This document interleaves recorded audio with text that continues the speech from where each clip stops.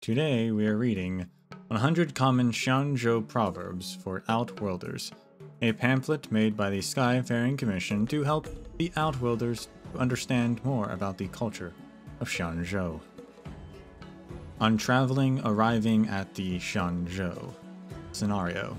Glenn is an Outworlder traveler newly arrived at Xianzhou, and she is already looking forward to life here.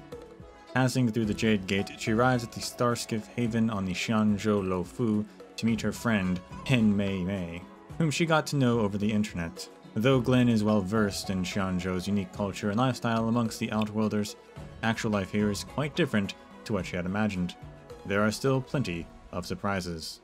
Dialogue. Hin Mei Mei. Welcome, Glenn. It must have been a long trip. Glenn. Thank you, Hin Mei Mei. Hin Mei Mei. Are you tired? I'll take you to Petrichor Inn to rest first. Glenn. I'm not tired. You can take me to look around first. I got to know a lot about Xianzhou from the internet, but it still feels very different once I got here. Hin Mei Mei. And that is what we call, one showing is worth 100 sayings. Idiom. One showing is worth 100 sayings, meaning, to see something is far better than to hear about it, indicating that one's own experience is more reliable than hearsay. Usage. The idiom stresses the importance of relying on facts and maintaining one's independent thoughts, instead of being swayed by others' opinions. It can also be used to convey the idea that seeing something with your own eyes leaves a stronger impression than only hearing about it. Example usage. I'd long heard about Dragon Spring Brew's deliciousness, and was delighted to try it, but I was totally disappointed after ordering a pot at Spices Supreme. Seriously, tasting is believing. On travel. Presenting presents. Scenario. After Glenn completed the trade applications in the Palace of Astrum and successfully signed the trade agreements, she wanted to express her gratitude to Hin Mei Mei, who had always supported and helped her. She had brought some snacks from her homeland and wanted to gift those to Hin Mei Mei. Dialogue. Hin Mei Mei. Congratulations. I've heard that you've wrapped up the trade agreement.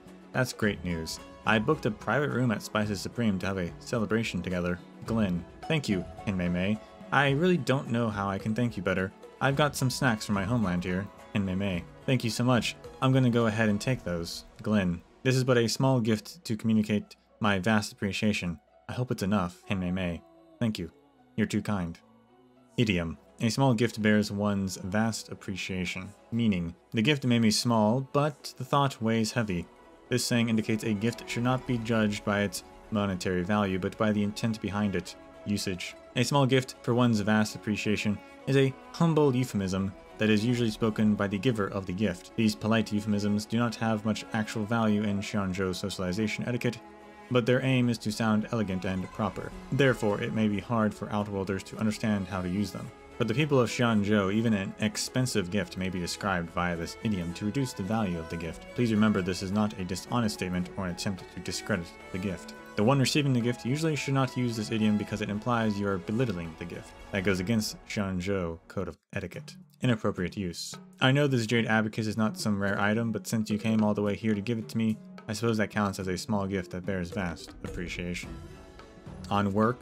Life in the workplace. Scenario. Cloud is an Outworlder seeking employment at the Xianzhou and was hired recently by Glenn as a foreign trade warehouse manager. He started his job of registering stock at the Trove of Verger warehouses in Cloudford after passing his interview. However, as he frequently turned up late for work and was distracted during work hours, Glenn prepared to have a serious talk with him. Dialogue. Glenn.